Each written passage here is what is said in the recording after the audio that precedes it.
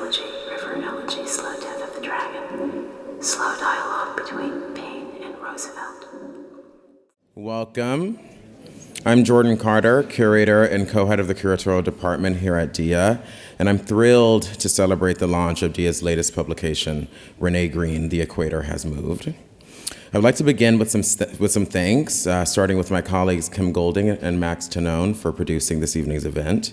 And I'd also like to extend my gratitude to my book collaborators, to Jen Kane for the photography and image campaign, to Ella Denelson for her research support, and to Camilla Foreman for her thought partnership, and of course to my co-editor, Svetlana Kitto, who really edited each text with such critical care. Thank you. I'm also grateful to Free Agent Media archivist Javier Enguera for building the informational and relational architecture of the book's index.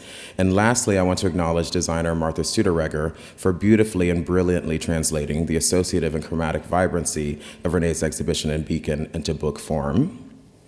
This first comprehensive U.S. monograph on Renée's work provides a foundational introduction to the artist's practice and addresses critical gaps in existing scholarship.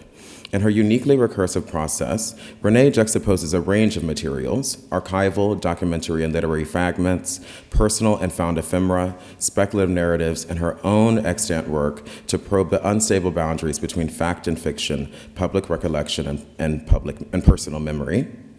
The book's essays situate Renée's practice within key historical influences and periods, including lineages of conceptual art, minimalism, and institutional critique, while also examining Renée's ongoing contributions to artistic milieus and discourses, as well as her rigorous formal and conceptual approaches. Lavishly illustrated, each essay is punctuated by vibrant suites of installation views of The Equator Has Moved, which is Renée's long-term exhibition on view at DIA Beacon through October 12th, so please do go and see it if you have not already. This volume is really a testament to the artist's sustained collaboration with DIA, which began in 2017 with her Artist on Artist lecture on Chantal Ackerman and Onkawara, following the invitation of former Deputy Director and Chief Curator James Meyer, making his contribution and participation in this evening's program a meaningful return. Notably, James curated her multi-part work Secret in his landmark exhibition, What Happened to the Institutional Critique, at American Fine Arts in 1993. Fittingly, Secret will soon be restaged next month as part of Renée's solo exhibition at Bordelami Gallery here in New York. James has also written about Renée's work, including a 1997 essay for Parquet entitled Nomads, interrogating artist travel within the context of the globalized art market. An equally enduring interlocutor, Alexander Alberro wrote a foundational text for the 2000 Tapier's Foundation exhibition catalog, Shadows and Signals, entitled The Fragment and the Flow, sampling the work of Renée Green, which began the crucial work of situating her practice within the genealogy of conceptual art, notably in relationship to Robert Smithson and his site-non-site dialectic. Their dialogue continues to inform Alex's scholarship, with new writing about Renée's work featuring in his most recent publication, Interstice: Negotiations at Contemporary Art's Boundaries. While the exhibition, The Equator Has Moved, embodies a material reunion of historical, reimagined, and newly commissioned works, this monograph represents a discursive return. As most of the authors, Alex, James, Diedrich Diedrichson, and Ann Goldstein, have cultivated sustained relationships with Renée since the 1990s. Seeing the work in person and understanding both its formal and conceptual consistencies and evolutions. In dialogue with these peers, contributions by Erica Balsam and Blake Oding bring new perspectives to the work, Balsam engaging vis-a-vis Renée's moving image practice, with the nature of this distributable medium providing proximity at a remove, whereas Oding's text approaches Renée as a subject of art history, exemplifying how a new generation of scholars are beginning to write the histories of the late 80s and early 90s with critical distance from the period. James's essay, Questions of Travel, returns to and expands upon the theme of nomads, engaging the figures of the artist traveler, the imaginary traveler, and the historical traveler throughout Renée's multi-hyphenate practice as an artist-writer. Alex's contribution, Renée Green's contrapuntal compositions, critically examines Renée's use of color from the late 80s to the present moment, unpacking for the first time the contrapuntal effects of her chromatic, material, literary, and spatial configurations. Both the book and the exhibition record a pivotal moment in Renée's life project of looking back to look forward. interfacing with the past as a collaborator on current productions. In doing so, she has taken stock of how her work has developed and moved through the world, both physically and discursively, as well as how these material and informational trajectories intersect with Dia's history.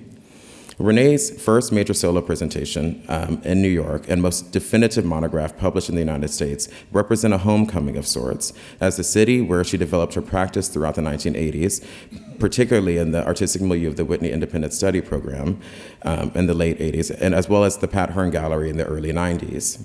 Again, I want to extend my deepest thanks to all of the book contributors for their generative scholarship on Renée's work, and to Alex, James, and Renée for being here this evening to enliven the pages of this volume with you all now.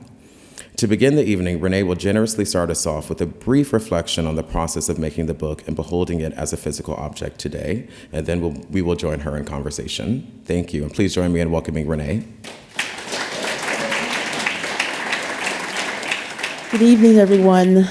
Really glad to see you here, and I'm thrilled to be here to celebrate the book.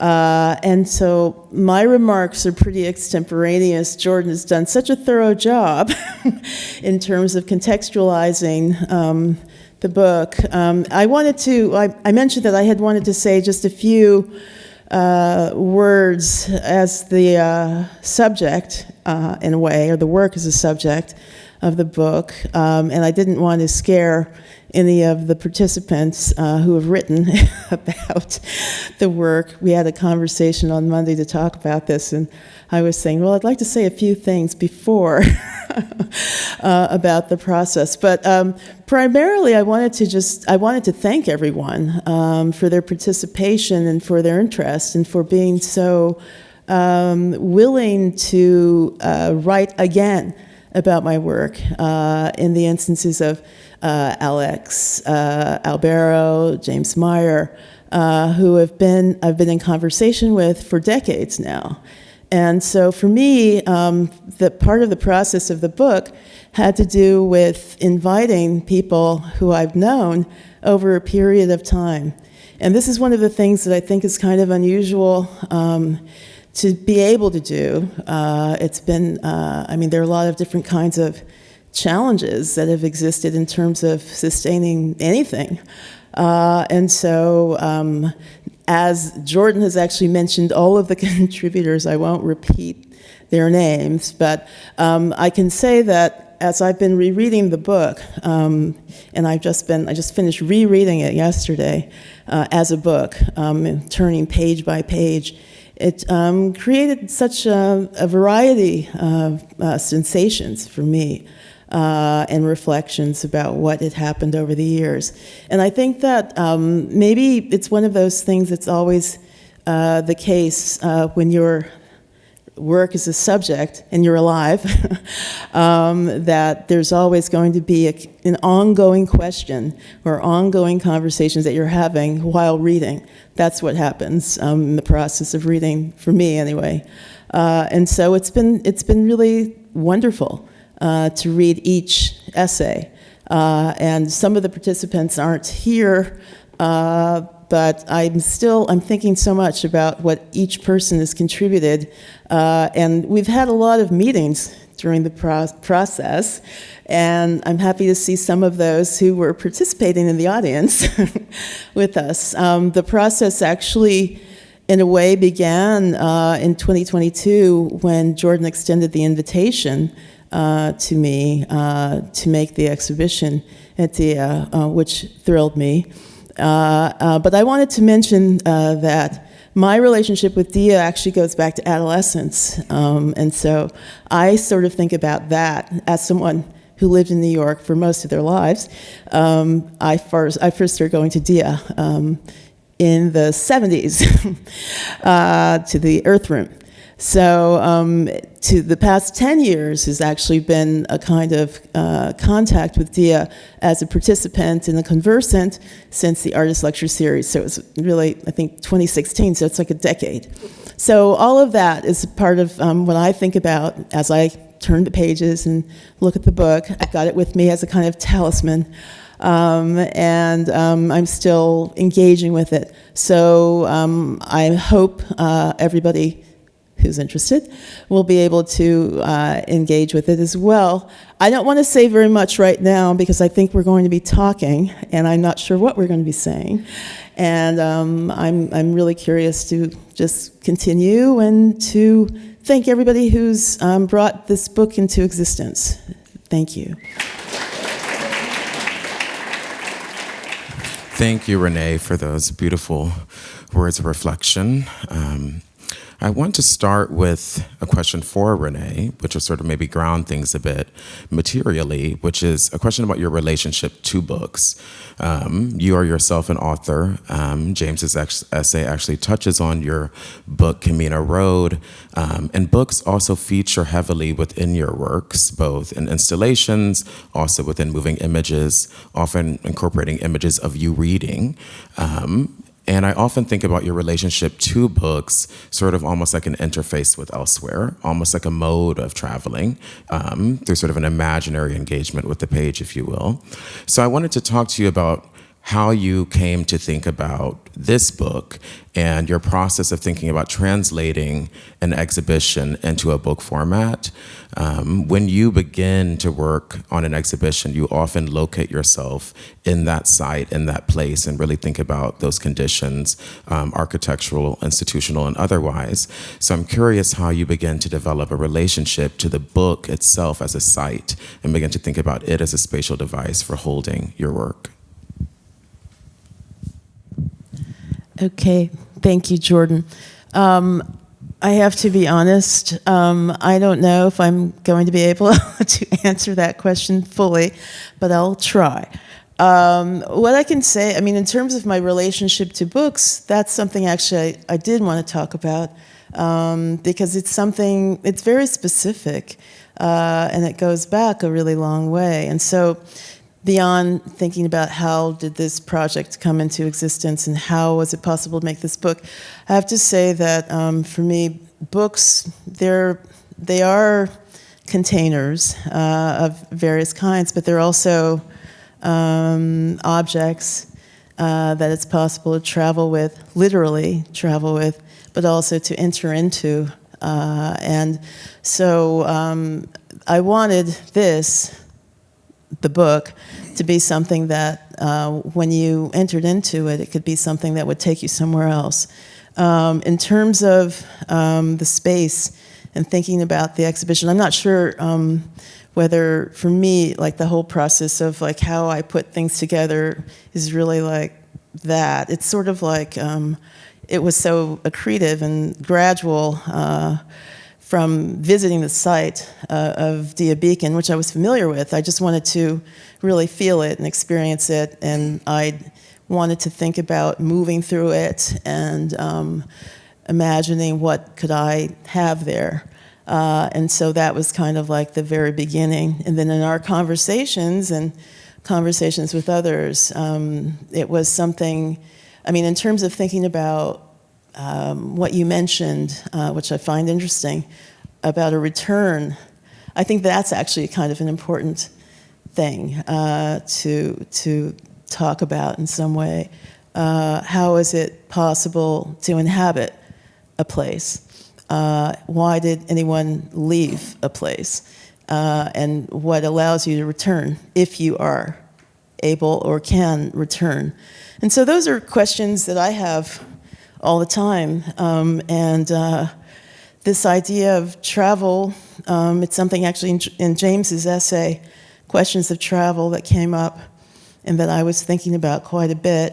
I actually literally returned from Brazil yesterday, so I'm a little bit burned out. But so that's why I was saying I don't know if I can answer your questions really. But I think that the combination of life and art and the intersection of these things, that's very much what it is that I experience in terms of what can happen with the book. And so how is it possible to put those things together? How do they relate to each other? What might be the form in which those things might take so that that could actually occur and that someone else would have the perception or sensation that's generated by the book? object. And so anyway, I have lots of questions about books, about reading, and then also about what is read, and then when one reads something, and we can talk about that in terms of space. How is a space read? And there's so many different things that one could think about as being read, and then whether a symbol is read, a character is read, a letter. And so anyway, I think in terms of the ways that I tend to think, I'm thinking about a crossing of a lot of those different sorts of things, and so sort of like a malevolent experience that's going on. But yeah, so anyway, all of these were in play when thinking about the exhibition as well as the book. And so it's been more than a 3-year process of working on the book. But it was circuitous, the process. But one thing that did come across early on was that it would be important to invite other voices and to get perspectives of people who maybe had known the work at earlier times. And so that's something I was really interested in.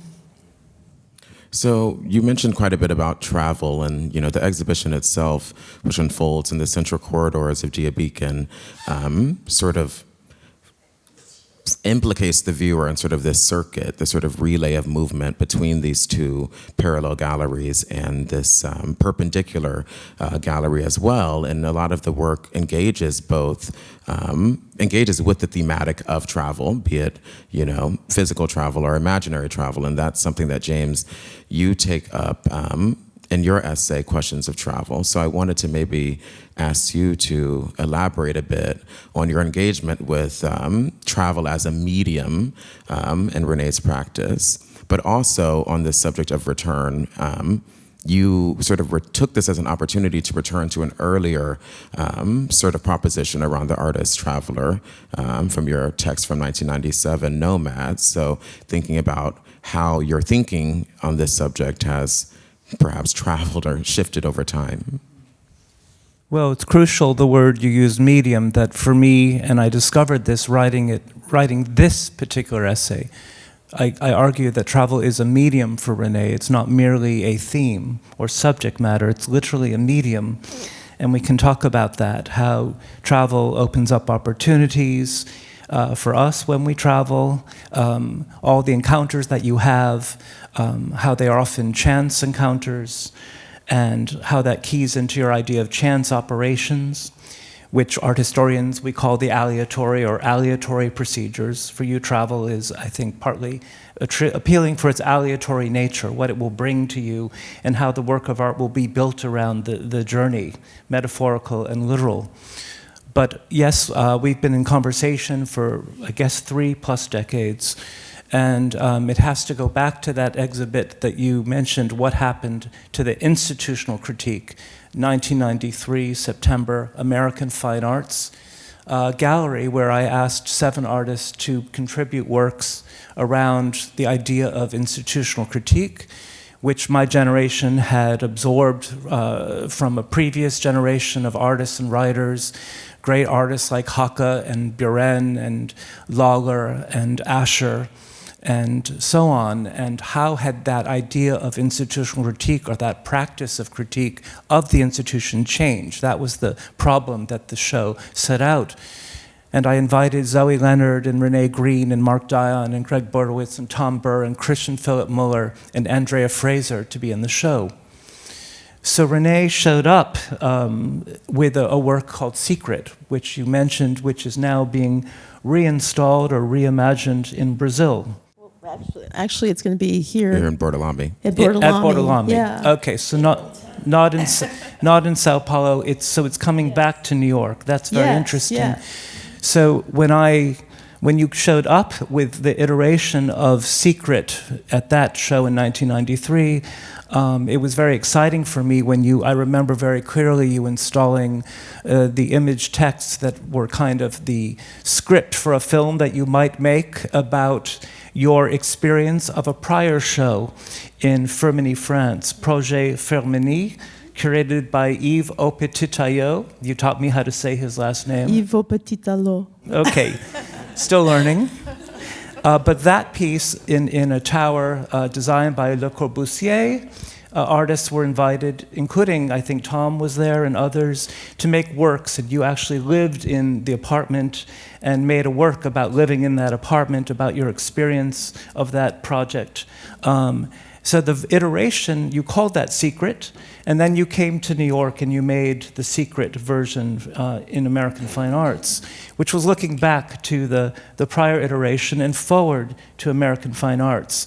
So that fascinated me that suddenly your travel became part of the piece or was centered to the piece. In the piece, you complain about being jet-lagged, kind of like what you were doing a minute ago. Yeah. So that theme is not new either. But what was fascinating was how your sort of mobility, your participation in the so-called art world was being traced by the piece and would be traced in subsequent iterations. I think there's one at San Francisco, Copenhagen, perhaps? There are about 6 or 7 Okay. of them. And yeah, I've actually made a new work that's about that.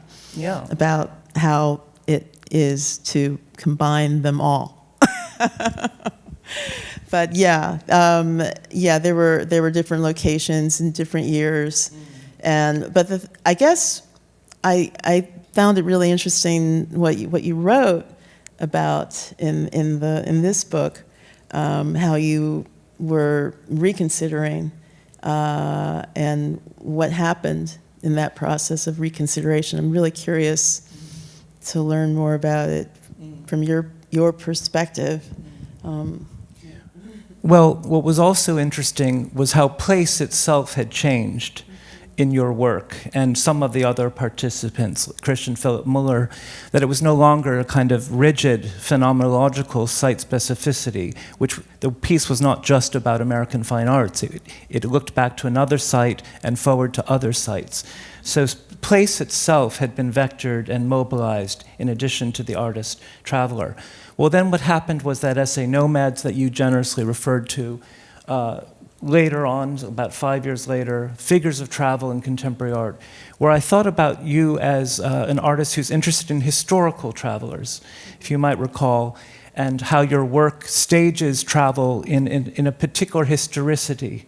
That it's not just this kind of happy, go-lucky movement from place to place, but how travel itself is historical. That introduces the artist-traveler as a historical traveler.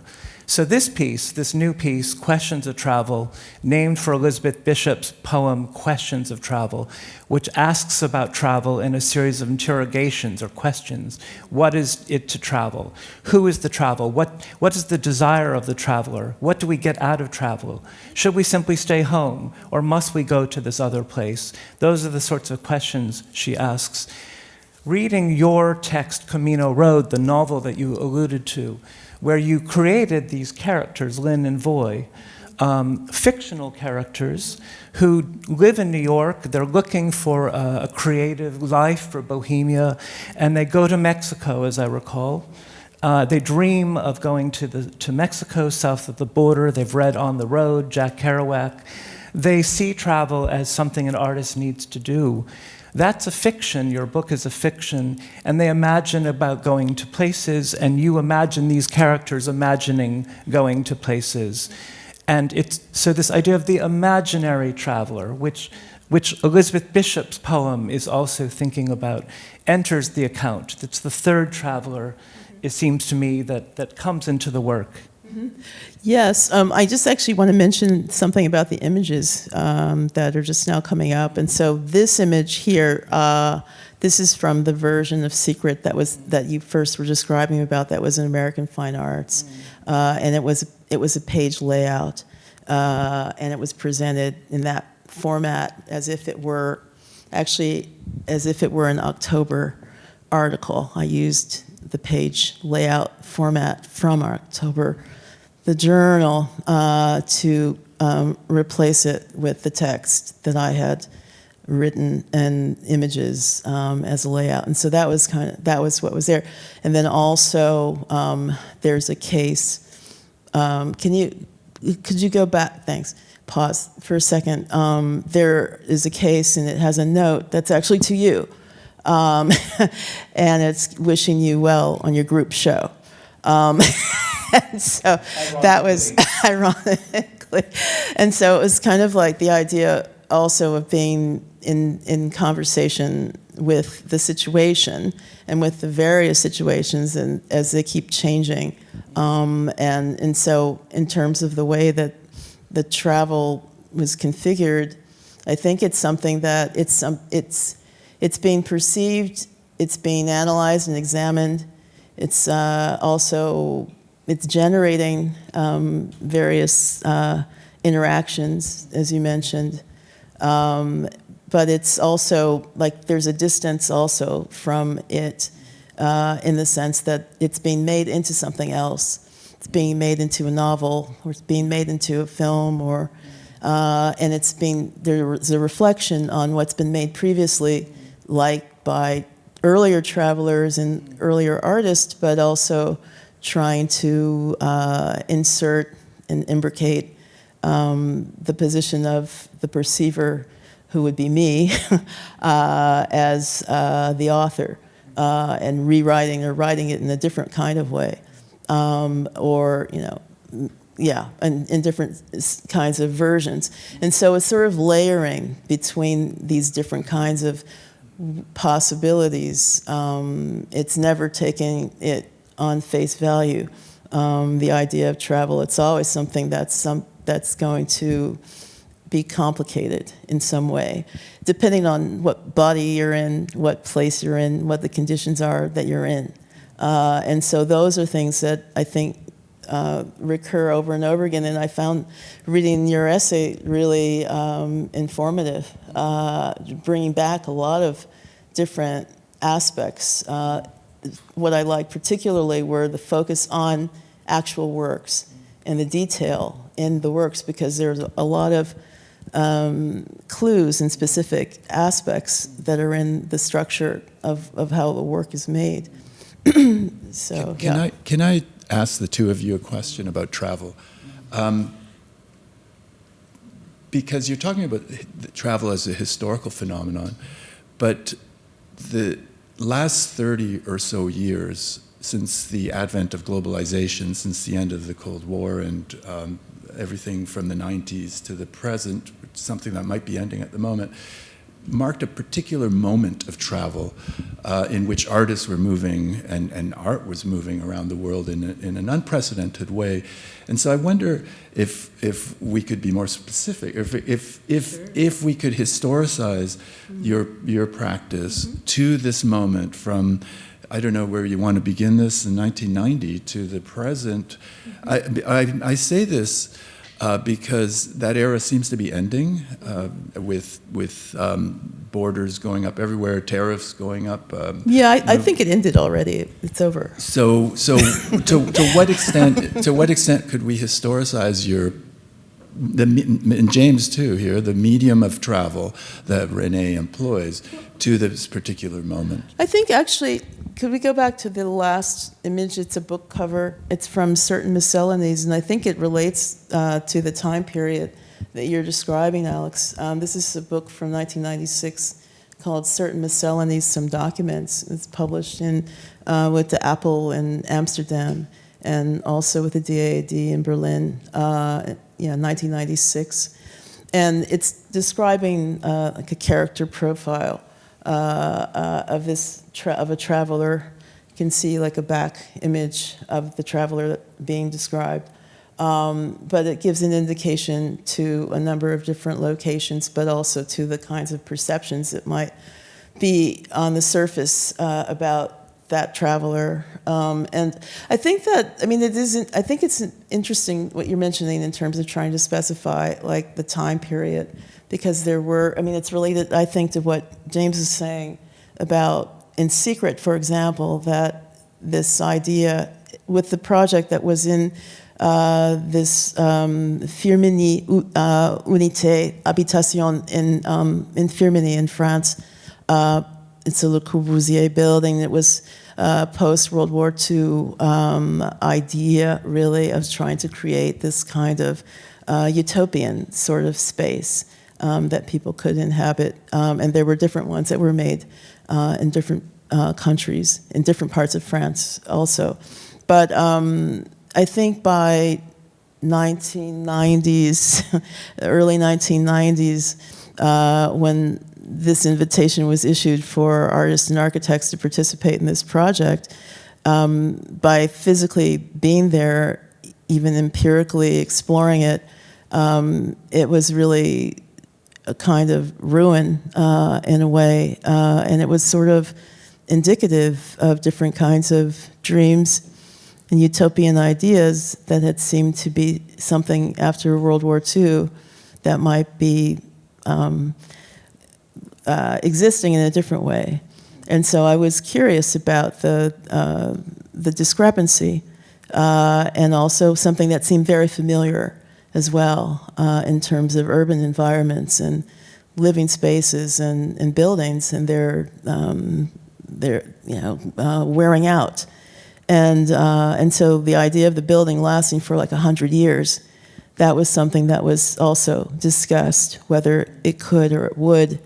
But things were eroding. The kinds of inhabitants were primarily immigrants, people who had to migrate to work from the former colonial areas many times. And so I was really curious about just being there, experiencing that, but not being, being sort of physically marked, but at the same time not being from there, and wondering about the various discrepancies and those sorts of things. And so that was my perspective on it.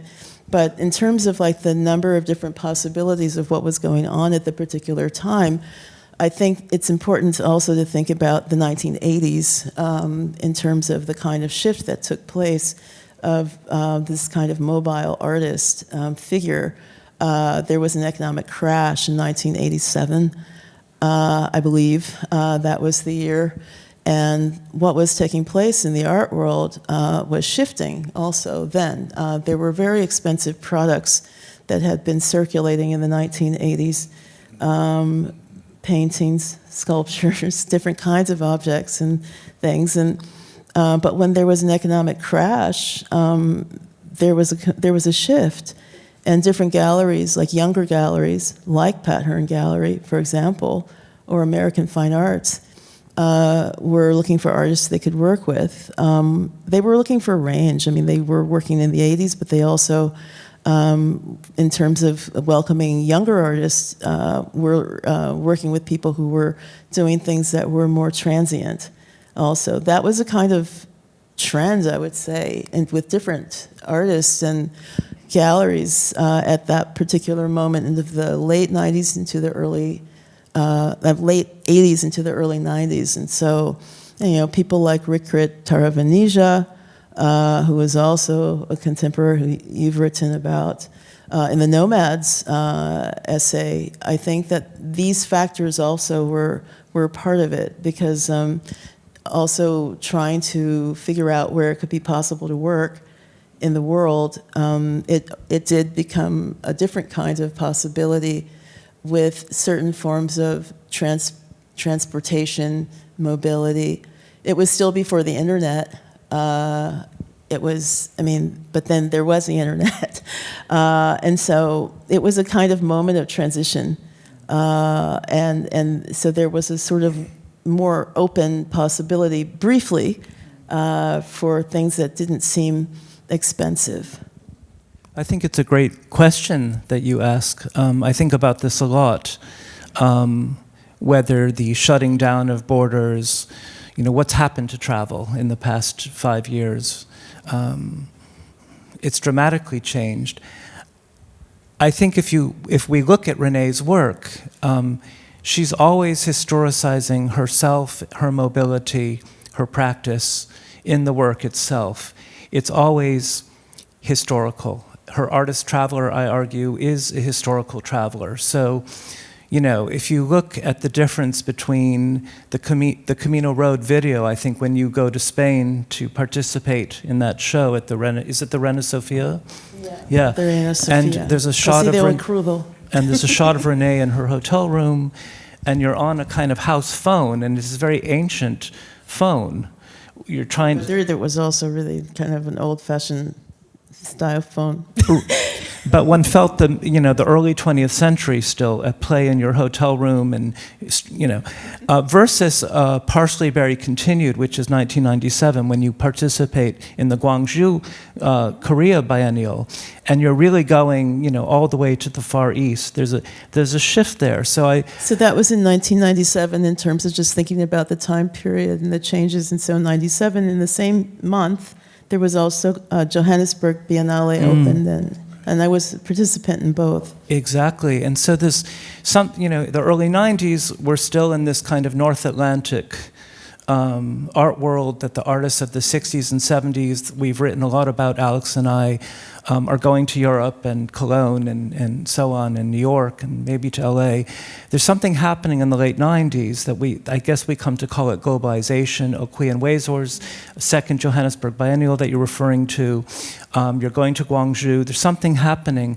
And I feel that Renée's always videotaping and filming and embedding her travel in the work.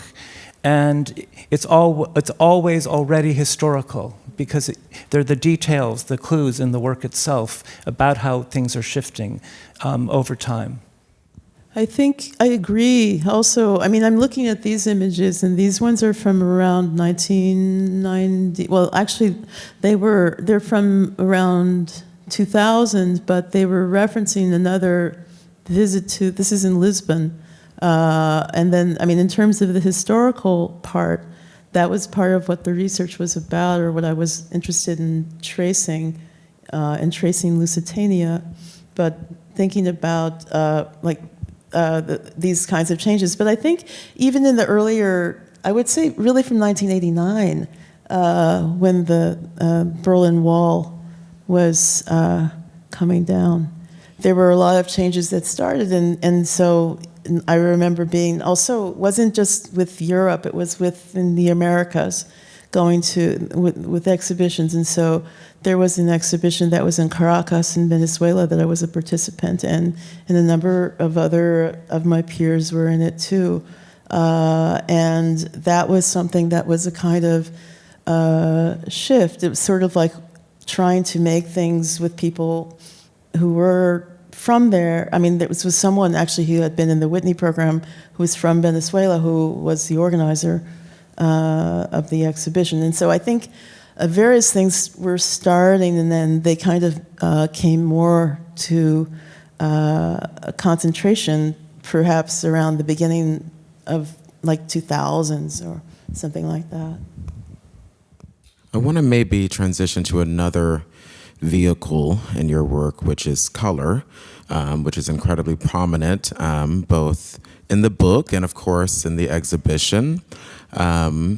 This exhibition was actually the first time that an early body of work of yours, the Color series from 1990, was reunited, along with other related pieces, sort of contending with perceptions and politics of color.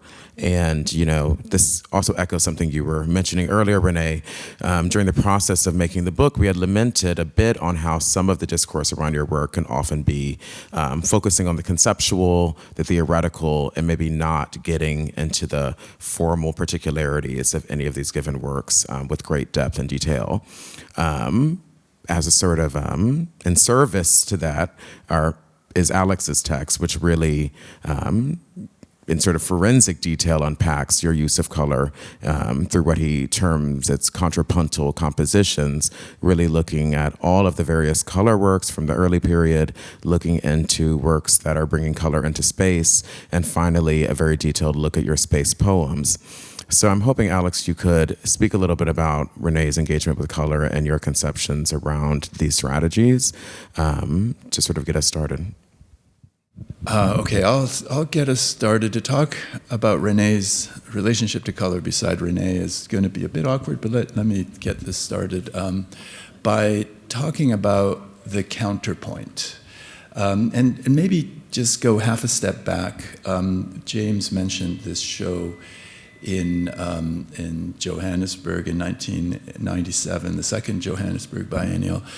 And I've done some research on that show. I remember that show, actually. And one of the critiques of that show was that one of the critiques from local South Africans was that a curator had been brought in from elsewhere, Okwi, from Nigeria, London, New York, and had brought in artists from elsewhere. And this is the travel that we're talking about that begins to happen in the 1990s, where many artists will descend on a city, put up their works, show their works, and then leave the city. And the interface with the city was what was critiqued. The lack of interface with the city was what was critiqued in the context of that biennial, the second Johannesburg Biennial. And Renée's work was different in that case, and the way it was different is that,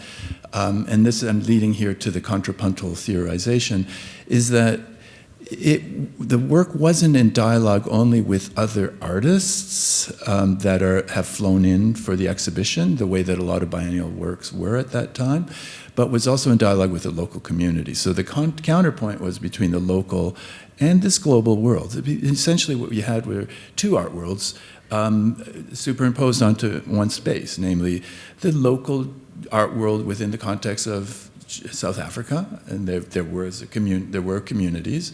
They were the ones that really resisted the biennial format, and you'll note that there hasn't been another Johannesburg Biennial since then.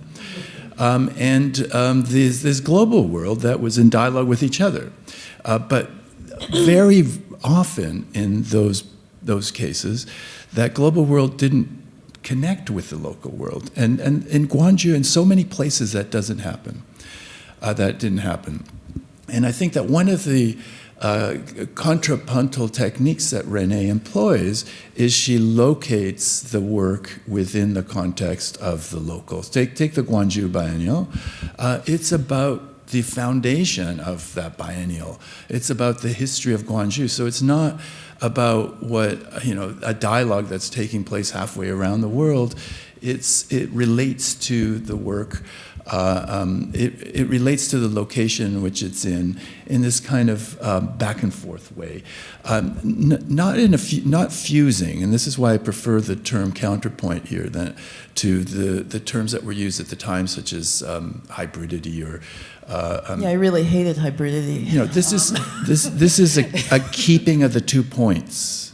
Always in play, right? The way that the counterpoint essentially functions within the context of Renée's work, how to do this in a nutshell, we could maybe talk about 3 different ways that the contrapuntal technique functions within the context of Renée's work. One would be the counterpoint within the artwork itself, the way that one part of the artwork is playing off of another part of the artwork, the way that a Thelonious Monk composition is playing some notes over here and some notes over there.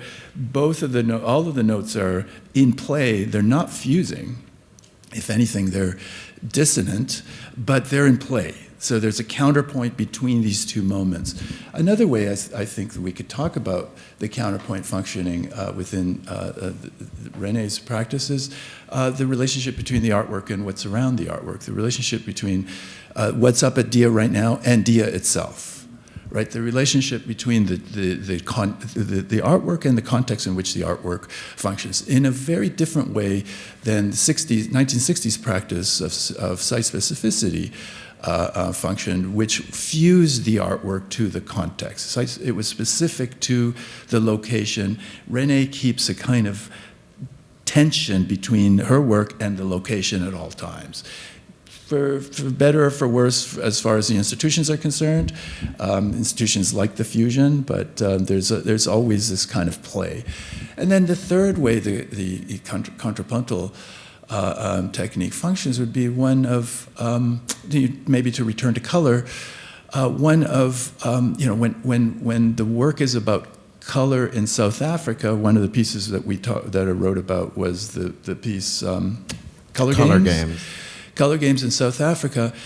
The work is treating color, but contrapuntally treating a different notion of color that's taking place within the context of apartheid South Africa. So there's the two are in play.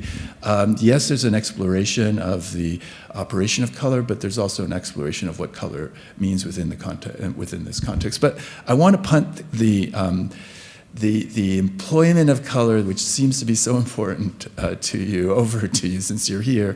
How I am here. You what? I am here. You are here. So how do you see color functioning within the context of your work? Okay, thank you for all of those observations. I think I had mentioned this before, that I don't have like a direct answer to color, in that sense. It's sort of like, I see these things as there are a lot of different, as we talked about like specificity in terms of like a time period or a context or whatever, those things are brought into also thinking about the time even in which those color paintings, that series was made, and then the kind of contents of what the forms are and what the words are and the selections and everything are there. So that's 1990, and the references that are there then. And so it's interesting for me to see all of that now and think about it. In terms of, Alex, you've mentioned a lot of different things in terms of thinking, in terms of these biennials, for example.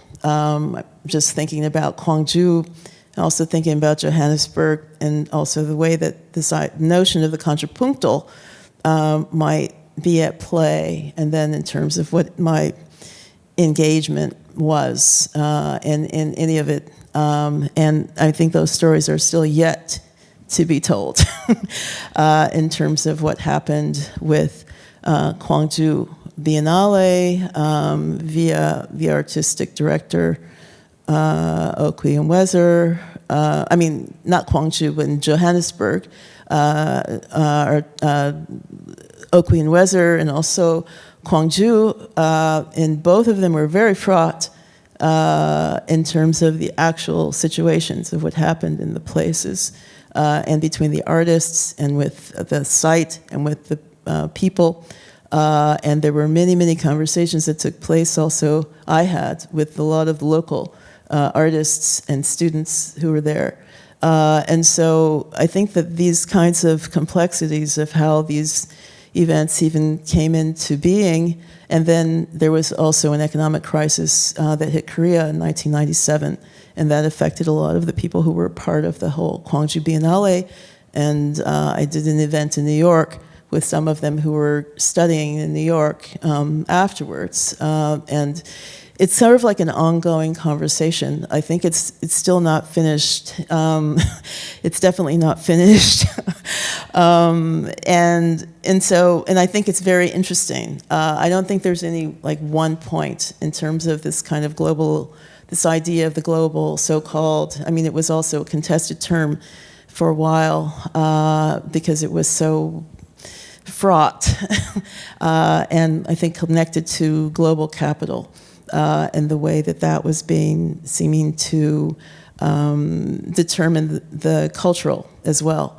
And so there are a lot of different aspects of it, but in terms of color and the way that works, I think it's vast. There are a number of different kinds of ways in which this is taking place, and there are lots of registers in terms of how the color functions and in the work. And so I had thought about it like in terms of, the neurological dimension of color as well as the way there are symbolic relations to color.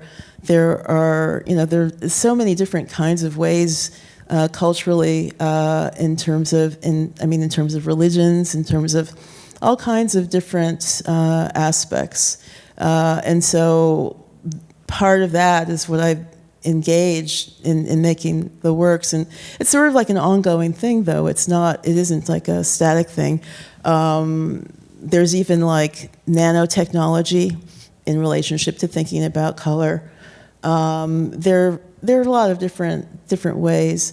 I guess one of the things that was important was actually what Jordan had mentioned, was about trying to bring more formal elements into relationship with, just bring the different parts of works in relationship, as well as what can be thought about them. And that's part of what I've really appreciated with the contributions of both of you as authors in the book, that you've taken the work, thought about it in ways, continue to think about it, and brought it into another kind of possibility for how it can be thought. Yeah. Let me ask something. So at the moment, at Beacon, your work is juxtaposed to Elio Tisika's work.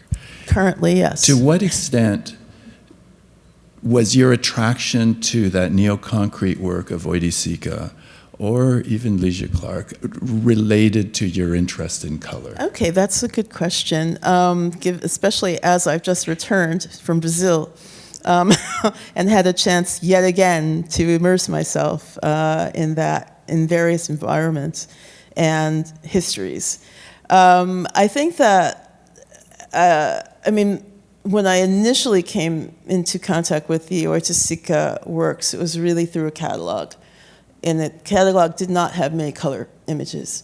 It was from, I think, like 1992 or 94. It was, it was, I don't remember if it was at the Witte de Wit or something. Anyway, I was curious about the writings, and I was interested in the kinds of ways that he was a translator also and living in New York. And I was interested in the whole combination of like, well, what, during a military dictatorship and a person had to be exiled and live in New York, what kinds of ways did they express themselves? He was interested in flaming creatures. He was interested in all of these different things that I thought this whole combination is compelling. And the color, I liked very much the way that he worked with the bolides, with the pigment, in the idea of like color that doesn't have an object necessarily, or color that's like a wearable form that's activated, that people are in the perangeles, for example. I like that. I was interested in that, and I was interested in Ligia Clark, also Ligia, and I was saying that in Brazil. And I've been to shows now there. I've been able to see how in the Pinacoteca, there was a large Ligia Clark exhibition in 2024. I was able to see it and kind of rethink it. And so I had earlier ideas about it, but it's something that it's possible to rethink now. I was curious about the relationship to like the school. That was part of, because I've spent so much time in German-speaking places, that I wanted to think about, well, how did that come to Brazil? What were the circumstances and the conditions, and then how was it taken up? And so now I think it's possible. I have actually, just on last Saturday, saw in the Casa de Bola an exhibition of a lot of different contemporary works of Brazilian artists. And I'm just thinking about different kinds of aspects that repeat themselves and the forms that they take. And but then my relationship to it is a different one. But I'm still interested in this kind of historical dimension and the kind of, it's something that you can detect from reading the letters between Ligia Clark and Oiticica, for example, certain concerns of a particular moment. But then these moments have changed, and it's a different kind of thing at the present, but I'm still kind of grappling with what's made there now. And I have a lot of questions about all of it. But nonetheless, it made the show. I have one more question before we open it up to the audience, which is, again, about your color works, but something that I think expands in other aspects of your practice, which Alex also touches on within this idea of the contrapuntal or the counterpoint, is the intersection of color with language. So in these color pieces on these sort of large gray supports, you juxtapose these cited or excerpted elements from literature and other texts in combination with color charts. And I think my question about that, in addition to sort of the formal aspect of it, is in thinking about the fact that when we were talking about Alex's contribution, there was a real effort to do sort of an archaeology to understand, what are these texts, what are these citations, and to sort of have a sense of interpretation around that, but also for posterity, to sort of, really ground these works and sort of reveal their various constellated fragments, if you will. So I think there's something interesting there. I wanted to hear Alex's intention around that, but also your thoughts, Renée, because you often position your work as something that's open and very much so meant to be sort of a score for the imagination rather than being rooted in any sort of specificity as to its source. So I was curious about that and how this sort of idea, this tension between refusal or withdrawal and disclosure in the work. Alex, are you going to speak first, or? Do you want me? I mean, I don't want to take up all the time, and so, okay. Happy to punt it with you. Okay. In terms of this idea of the refusal, or, this kind of, what were the words used exactly? Sort of a withdrawal, or sort of not necessarily concealment, but rather a deferral of the source. Yeah, I think it's actually, like I said before, the works from that time period, like 1990, it's a specific moment in terms of being able to even start to introduce certain kinds of ideas into the form itself. And I think of the works, they're kind of, I guess looking back at them, they may be kind of diagrammatic, yet I think that looking at the book, I find it different. When I look at the entire book and see how the different works that are pictured there through a period of time, and then also in relation to the different forms that are used through time in it, there's something else I think that is taking place.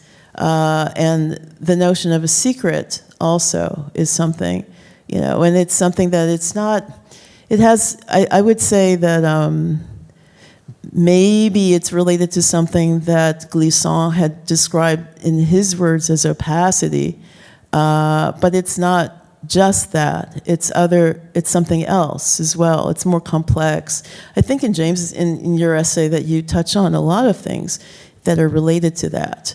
And they have partly to do with different ways of subjectivity and how these are being formed, and also different knowledge that isn't known and that is still unfolding and that is being discovered, but also things that hadn't been said and also hadn't been found.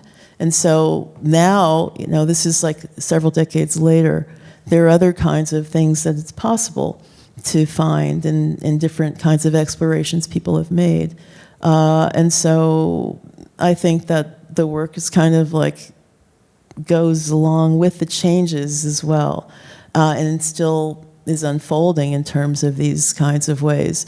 But I think it's important, though, to look at the different forms altogether, the moving image forms as well as the objects and these different, and the colors and the sounds and all of these different things in conjunction.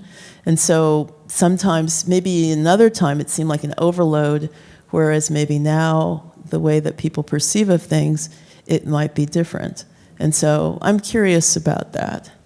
In your essay, you locate Renée's work in relation to the Dia collection. Can you elaborate on that for people who haven't been able to read that super interesting essay? Well, I think,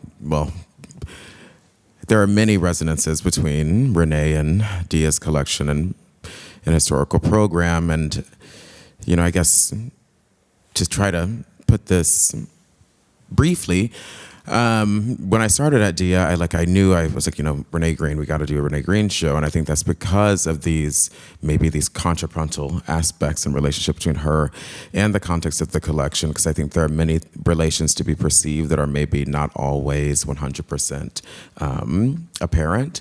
I think this exhibition in particular has made a lot of these formal relationships clearer. Even we're talking about the color series, this use of color charts. We've thought about in relationship to Richter, of course, her enamel plaques. We can think of artists like Blinky Palermo and his use of color units and his use of metal as a support. Her use of language, of course, relates to Lawrence Weiner. She actually wrote on Lawrence Weiner as early as her undergraduate years when she published a number of texts in the context of an exhibition catalog on Solowitz's own personal collection at Wesleyan University. I just think of course, I think you yourself have written extensively on her relationship with Robert Smithson and rethinking ideas of sight and non-sight, as James has said earlier this evening, sort of thinking about sight as something that is mobile versus something that is fixed, sort of bringing this idea of, maybe what I call in the essay a diasporic politics of sight specificity into the conversation. I could go on and on. You can begin to read sort of the leveled sort of archival boxes of Pigskin Library as sort of juds that have been knocked on the floor, things like this, these sort of possibilities of reading these forms in relationship to the collection, I think, is very generative, but it's definitely not fixed. And Renée, I'm sure herself would say that nothing she does is so directly citational or, mirroring any direct influence. But I think it opens up possibilities, which is something we try to do at DIA generally, of thinking about things in proximate relations and thinking about, associative relations that may not have been intentional or fixed, but become contingent in terms of one's spatial experience and perception. So this sort of sight serendipity almost of having this Helio Oiticica exhibition on view at the same time of Renée's, of course, opens up these relations between her bichos and her use of color and Oiticica and his sort of chromatic forms as well.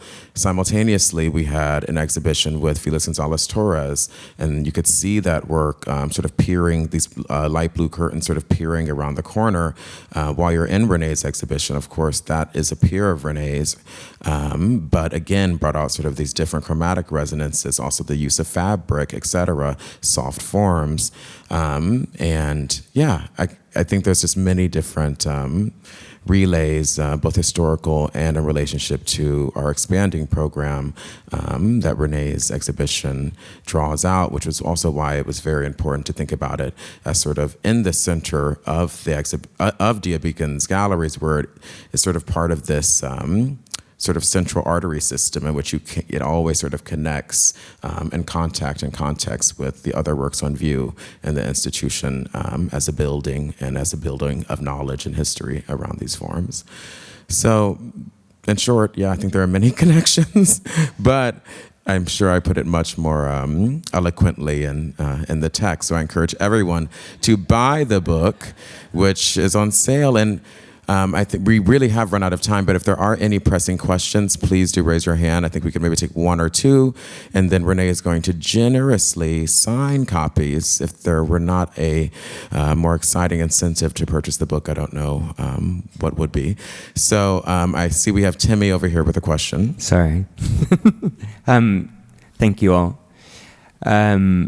Just because we've seen it a lot, and it is the cover, the cover image, I'm very curious about the conversation or some kind of contextualizing of it, because it is to me so different than the ways that we're talking in terms of talking about color, in terms of talking about scale, in terms of thinking about time and travel. All these different things are related to what I see, and I could describe getting there, but from a very different place. So I'm curious if there was no conversation. I'm sure there was a conversation.